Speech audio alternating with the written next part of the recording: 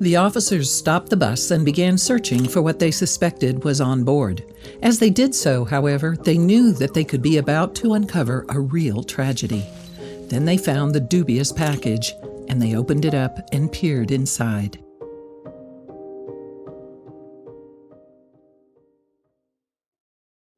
The raid in question happened on April 19, 2017, when Peruvian authorities became suspicious of a bus and its cargo. Specifically, the bus was headed for Peru's capital city of Lima when it was ordered to stop by members of a number of organizations. That alliance was composed of individuals from the Pura Environment Division of the National Police of Peru, as well as customs officers. They were also joined by people from the National Forestry and Wildlife Service, and together the team intercepted the bus en route to its destination. What's more, the authorities had reason to believe that the vehicle, which belonged to the Caplina de Transportes Turísticas Internacionales company, carried something highly illegal.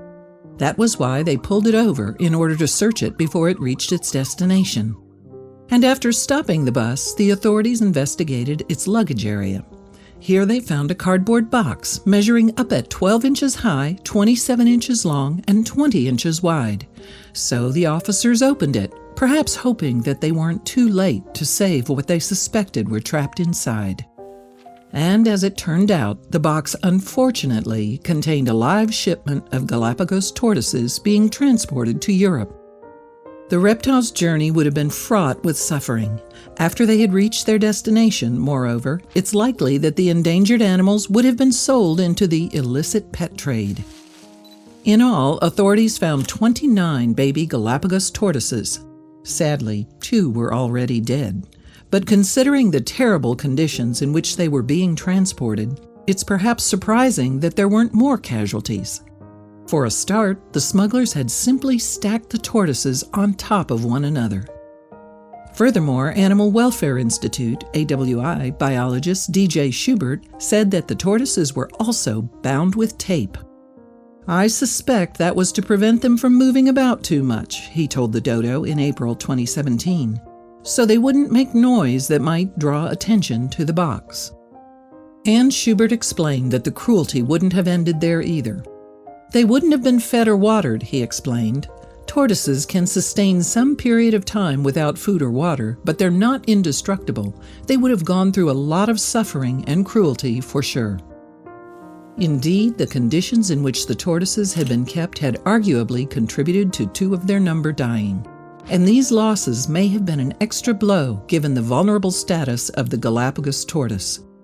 The species has suffered large casualties at the hands of man since as far back as the 16th century. The moniker Galapagos tortoise, meanwhile, is actually an umbrella term for several different species of related tortoise. And as their collective name suggests, they live on the Galapagos Islands located in the Pacific Ocean close to Ecuador. But while the islands were once home to many varieties of tortoise, the numbers of the reptiles are waning there. In fact, there used to be as many as 15 species on the islands. As a result of human intervention, however, 4 became extinct. Past hunting and the introduction of animals non-native to the Galapagos Islands are thought to have been responsible for the loss of these species. And today, the International Union for Conservation of Nature classifies the Galapagos tortoise species as vulnerable. What's more, it's fair to say that humans are still somewhat to blame for the animal's continued endangerment.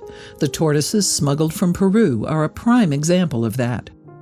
After the rescue of those particular reptiles, however, the tortoises were taken to a zoo in Peru where they were given expert medical treatment. And when they are healthy enough, they will be transported again. This time, though, their conditions will be much more agreeable, and they won't be heading for the black market, of course. Instead, the tortoises will be taken to their home in the Galapagos Islands, where a breeding program is being run. Hopefully, the smugglers won't get away either, especially as both the vehicle's driver and the bus company are under investigation. Schubert, meanwhile, was disgusted by the treatment of the tortoises. Every tortoise who calls Galapagos home is in trouble, he told the Dodo. And the fact that someone tried to abscond with 29 juvenile tortoises for the international pet trade is outrageous. This should be yet another wake-up call, he continued. not only to people in wildlife law enforcement authorities or government officials, but to all of us. We all have to do more individually and collectively to stamp out this obnoxious, illegal trade in wildlife. And it would seem that Peruvian authorities are trying to do just that by cracking down on smugglers using their country to traffic animals illegally into Europe. The Technical Forestry and Wildlife Administration, ATFFS, for example, is working closely with the National Police of Peru to tackle the issue. Furthermore, ATFFS head Juan Otivo Mesa has issued a statement condemning those who purchase animals illegally. The person who buys a wild animal threatens the welfare of the specimen, forests, and all of its ecosystem, Peruvian news website Andina quoted him as saying in May 2017. In addition, they are transferred in unhealthy conditions. This is why many of them die on the way, as in the case of the 2 turtles in this last intervention. But thanks to the work of the Peruvian authorities, at least 27 endangered tortoises are going back home. Meanwhile, you can join the fight against the illegal animal trade by donating to AWI.